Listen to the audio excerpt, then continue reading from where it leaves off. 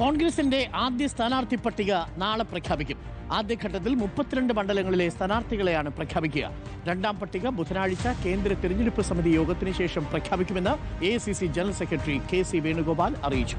2 ദിവസത്തിനകം സ്ഥാനാർത്ഥി നിർണയം പൂർത്തിയാകുമെന്നും 26 ദിവസത്തിനുള്ളിൽ കേരളത്തിലെ ദുർഭരണം അവസാനിക്കുമെന്നും KC വേണുഗോപാലും പറഞ്ഞു. തീർത്തും ആത്മവിശ്വാസത്തോടെ പോവാണ്. ഇന്നേക്ക് 26-ാം നാൾ കേരളത്തിൽ പൊതുതെരഞ്ഞെടുപ്പ്. ജനം എണ്ണുകയാണ്. 1, 2, 3, 4 26-ാം ദിവസം ഈ ദുർഭരണം അവസാനിപ്പിക്കാൻ വേണ്ടിയിട്ടുള്ള അന്തിമ തീരുമാനം ബാലറ്റ് പെട്ടിയിലൂടെ കേരളത്തിൽ പുറത്തു. കോൺഗ്രസിന്റെ സ്ഥാനാർത്ഥി പട്ടികയെല്ലാം തന്നെ നമ്മൾ ചർച്ചയിൽ രൂപത്തിലെത്തിയിട്ടുണ്ട്. സ്ഥാനാർത്ഥി പട്ടികയ്ക്ക് ഒരു വിഷമം ഉണ്ടാവില്ല എന്ന് 1-2 ദിവസങ്ങൾക്കൊന്ന് പൂർത്തീകരിക്കും. കംപ്ലീറ്റ് എല്ലാത്തിനും മറുപടി ഉണ്ടാവും. കേരളത്തിലെ കോൺഗ്രസിന്റെയും UDFന്റെയും മികച്ച സ്ഥാനാർത്ഥി പട്ടികയുമായിട്ട് ഞങ്ങൾ വരും ദിവസങ്ങളിൽ വരും. കോൺഗ്രസ് പാർട്ടിയും UDFും ഒറ്റക്കെട്ടായി തെരഞ്ഞെടുപ്പിൽ നേരിടും. ജനങ്ങൾക്ക് പ്രതീക്ഷ നൽകുന്ന, ജനപക്ഷത്ത് നിന്നുകൊണ്ട് ജനക്ഷേമപരമായിട്ടുള്ള ഭരണം കൊടുക്കുന്ന ഒരു സർക്കാരിന് വേണ്ടി ജനങ്ങൾ വിധിയെഴുതും. അതാണ് UDF ഞങ്ങൾ മുന്നിലേക്ക് വെക്കുന്നത്. നോബൽ ബാരിക്കാരനുണ്ട് കൂടുതൽ വിവരങ്ങളുമായി. നോബൽ ബാരിക്കാരൻ, സ്ഥാനാർത്ഥി തിരഞ്ഞെടുപ്പ് പ്രഖ്യാപനം വന്ന് നിമിഷങ്ങൾക്കുള്ളിൽ സ്ഥാനാർത്ഥികളെ നിരത്തിലിറക്കി റോഡ് ഷോ നടത്തി ഞെട്ടിച്ചിരിക്കുകയാണ് ഇടതുമുന്നണി.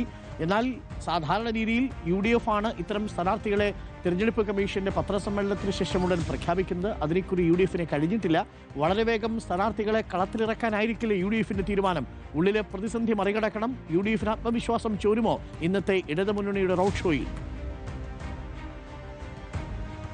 അരുൺ, CPM-ഉം CPI-യും സ്ഥാനാർത്ഥികളെ പ്രഖ്യാപിച്ചതോടെ കോൺഗ്രസ് കൂടുതൽ സമ്മർദ്ദത്തിൽ ഇപ്പോൾ ആയിരിക്കുകയാണ്. നാളെ കോൺഗ്രസിന്റെ ആദ്യഘട്ട പട്ടിക വരും എന്ന വിവരമാണ് പുറത്തേക്ക് വരുന്നത്. 32 പേരുകൾ ആദ്യഘട്ട പട്ടികയിൽ ഉണ്ടാകും എന്ന് വ്യക്തമാക്കിയിരിക്കുന്നു. അതിൽ 20 പേർ സിറ്റിംഗ് MLA-മാരാണ്. വീണ്ടും കോൺഗ്രസ് നേതാക്കൾ നാളെ ചർച്ചയ്ക്ക് വേണ്ടി ദില്ലിയിലേക്ക് എത്തുകയാണ്. എത്രയും വേഗം ചർച്ചകൾ പൂർത്തിയാക്കുക എന്നാണ് കോൺഗ്രസ് മുന്നിലുള്ള ഏറ്റവും പ്രധാനപ്പെട്ട വെല്ലുവിളി എന്ന് പറയുന്നത്. ഇനിയിപ്പോൾ ബുധനാഴ്ച കേന്ദ്ര തെരഞ്ഞെടുപ്പ് സമിതി യോഗം ചേരാൻ തീരുമാനിച്ചിരിക്കുന്നത്. അന്നും രണ്ടാം ഘട്ട പട്ടികയ്ക്ക് രൂപം നൽകും എന്ന് കോൺഗ്രസ് വ്യക്തമാക്കുന്നു. പക്ഷേ പലയിടത്തും വലിയ തർക്കങ്ങൾ ഇപ്പോഴും തുടരുന്നതാണ് പാർട്ടിയെ വലിയ തരത്തിൽ പ്രതിസന്ധിയിൽ ഇപ്പോൾ ആക്കിയിരിക്കുന്നത്. K. സുധാകരന്റെ സ്ഥാനാർത്ഥം അടക്കം കീറാമുട്ടിയായി മാറിയിരിക്കുന്നു എന്ന യാഥാർത്ഥ്യമാണ്. നാളെയായിരുന്നു നേരത്തെ സുധാകരനോട് ദില്ലിയിലേക്ക് വരാൻ പറഞ്ഞത്. പക്ഷേ നാളെ സുധാകരൻ ദില്ലിയിലേക്ക് എത്തുന്നില്ല. മറ്റന്നാൾ മാത്രമാണ് എത്തുകയുള്ളൂ. സ്വാഭാവികമായും രാഹുൽ ഗാന്ധി, മല്ലികാർജ്ജുൻ ഖാർഗെ സംസാരിച്ചുകൊണ്ട് K. സുധാകരനെ അനുനയിപ്പിക്കാൻ നീക്കം നടക്കുക. K. സുധാകരൻ സീറ്റ് നൽകുമോ എന്ന വലിയ ആകാംക്ഷയാണ്. അത്തരത്തിൽ സുധാകരൻ സീറ്റ് നൽകുകയാണെങ്കിൽ അടൂർ പ്രകാശ് അടക്കമുള്ള മറ്റ് MP-മാർ കൂടി സീറ്റ് നൽകേണ്ട സാഹചര്യം ഇപ്പോൾ ഉണ്ടാകും എന്നും കോൺഗ്രസിനെ വലിയ തരത്തിൽ പ്രതിസന്ധിയിലേക്ക് തള്ളിവിടുകയും ചെയ്യുന്നു. അതാണെങ്കിലും കോൺഗ്രസിന് ഇപ്പോൾ അവരുടെ സ്ഥാനാർത്ഥികളെ വലിയ കീറാമുട്ടിയായി മാറിയിരിക്കുകയാണ്. നാളെ ഇപ്പോൾ